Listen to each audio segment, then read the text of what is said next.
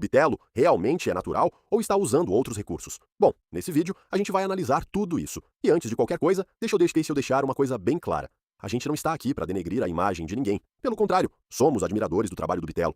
O cara é um fenômeno, independente de qualquer conclusão que a gente chegue daqui. Mas o assunto veio à tona, pegou força na internet e alguns nomes pesados da maromba brasileira já se pronunciaram. Rodrigo Góes fez uma análise detalhada, Laércio Refundini reagiu com a visão técnica dele. E hoje a gente vai juntar tudo isso, passar pelo que cada um falou e você vai sair daqui com uma opinião formada. Bora! Primeiro, quem é o Bitelo? Pra quem ainda não conhece. O cara tem mais de 2 metros de altura, uma estrutura física absurda e ficou famoso na internet por façanhas que parecem edição, mas não são, movendo carros, erguendo motos como se fosse uma bicicleta, coisas que você olha e fala, isso não é real. Mas é. O Bitelo é daquele nível de força que intimida de verdade. E aí tudo ia bem. O cara crescendo na internet, sendo admirado pela galera.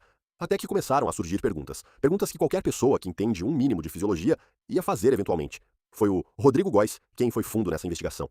E o Rodrigo não é qualquer um. É um cara que entende do assunto e não tem medo de falar o que pensa. Ele pegou as fotos antigas do Bitelo e comparou com o que o cara virou. Nas fotos antigas, o Bitelo já tinha uma base muscular muito boa. O cara nunca foi fraco. Isso precisa ficar claro. Mas ele carregava bastante gordura abdominal e peitoral também. Era um corpo de força bruta, daquele jeito strongman mesmo, onde o peso corporal total ajuda a sustentar carga na barra. Até aí tudo faz sentido. Atletas de força costumam manter o percentual de gordura mais alto. Isso é estratégico, não é desleixo. O que chamou a atenção foi o que veio depois. O Bitelo ficou conhecido por um consumo absurdo de proteína. Chegou a tomar 400 gramas de whey por dia. 400 gramas. Isso parece insano para a maioria das pessoas. Mas o Laércio Refundini trouxe um ponto importante aqui. Para um cara que pesa entre 100 e 150 quilos. A demanda proteica diária é completamente diferente de uma pessoa comum. O cálculo de proteína é proporcional ao peso. Então o que parece exagero para você, ou para mim, pode ser simplesmente a necessidade real de um indivíduo desse porte. Então esse ponto sozinho não prova nada. Faz sentido fisiológico. Mas aí veio o que realmente acendeu o debate. Vieram a público exames do Bitelo mostrando a testosterona dele extremamente baixa, em torno de 200 nanogramas por decilitro. Para você ter noção, o nível considerado normal para um homem adulto fica entre 300 e 1000. 200 é baixíssimo. É nível de pessoa com problema hormonal sério. E aí o Rodrigo Góes fez a pergunta que todo mundo estava pensando. Como um cara com esse nível de testosterona mantém aquele físico? Porque não demora muito. E o Bitelo reaparece. Só que diferente. Ombros mais largos, dorsais mais desenhadas, hipertrofia mais acentuada, físico mais definido e com um detalhe que quem entende reconhece na hora. Acne nas costas. E foi nesse momento que o Rodrigo cravou o veredito. Fake Nat.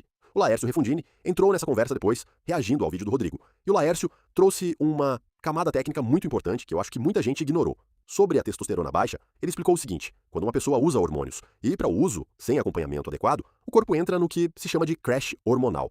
A produção natural despenca porque o organismo estava acostumado a receber aquilo de fora e parou de produzir por conta própria. Resultado? Os exames mostram testosterona no chão, exatamente o que apareceu nos exames do Bitelo. Ou seja, para quem entende de fisiologia, testosterona baixa num contexto desse não é necessariamente prova de naturalidade. Pode ser exatamente o contrário. E o Laércio ainda foi além. Ele concordou com o raciocínio do Rodrigo e usou uma frase que ficou marcada. Se anda como pato, se comporta como pato, é pato. Ombros e trapézios projetados, ganho muscular rápido junto com perda de gordura, acne nas costas. Esses são os sinais que profissionais da área reconhecem sem muito esforço. Mas aqui vem o ponto que eu mais gostei da análise do Laércio e que eu acho que precisa ser dito com clareza. Mesmo que o Bitelo tenha usado alguma substância, isso não apaga o esforço dele. Não existe anabolizante que treina por você. Não existe hormônio que acorda cedo, que coloca carga na barra, que atura o treino pesado dia após dia. O físico do Bitelo, independente de qualquer recurso extra, foi construído com muito trabalho. E isso merece respeito. A crítica não é sobre o mérito do cara, é sobre a honestidade com o público.